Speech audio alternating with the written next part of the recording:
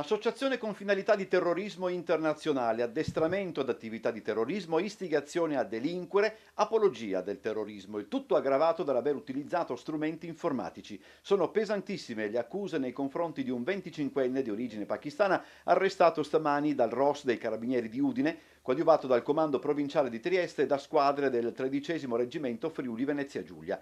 I risultati dell'operazione Medina sono stati resi noti oggi durante una conferenza stampa. L'indagine è partita dal monitoraggio consueto che i carabinieri del ROS effettuano anche sul web relativamente a soggetti potenzialmente a rischio radicalizzazione. Il terrorismo purtroppo è posto in essere in Europa e purtroppo l'abbiamo visto in vari paesi come in Francia e in Belgio, anche composto da azioni isolate, di persone isolate che appunto non si integrano nel territorio in cui vivono e devono essere monitorate e controllate e una volta identificate devono essere in qualche modo bloccate. Il giovane era entrato in Italia nel 2023 proveniente dalla rotta balcanica dichiarando false generalità e di essere minorenne per poter richiedere la protezione internazionale. L'arrestato, religioso ma non frequentante la comunità islamica cittadina, era ospite dell'ICS che, come ha sottolineato il maggiore Marco Lombardo del ROS di Udine, è risultata totalmente all'oscuro dei fatti contestati. L'ICS ha poi specificato che nulla nel comportamento dell'uomo lasciava pensare agli sviluppi resi noti oggi. Postava sul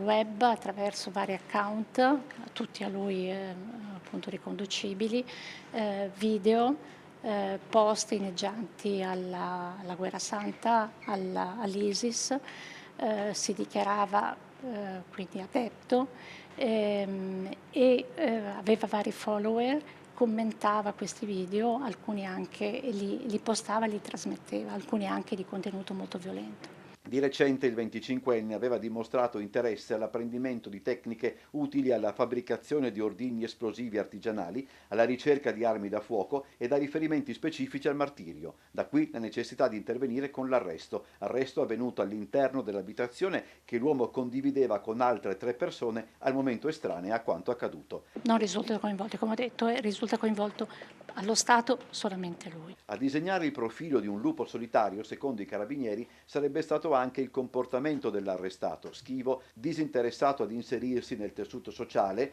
dato che però ICS contesta, nonché ad imparare la lingua italiana e appunto molto attivo in rete, dove interagiva con soggetti localizzati all'estero che condividevano gli stessi ideali di violenza, odio nei confronti dell'Occidente e contenuti di propaganda jihadista di connotazione terroristica. Lunedì prossimo, con tutta probabilità, si terrà l'interrogatorio di garanzia.